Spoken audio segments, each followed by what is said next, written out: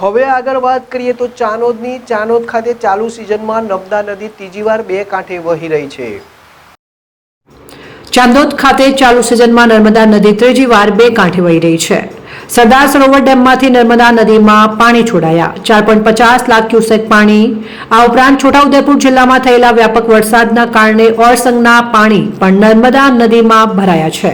પરિણામે વડોદરા જિલ્લાના તીર્થક્ષેત્ર ચાંદોદ ખાતેથી વહેતી નર્મદા નદી ભરપૂર પ્રમાણમાં વહેતી થઈ છે।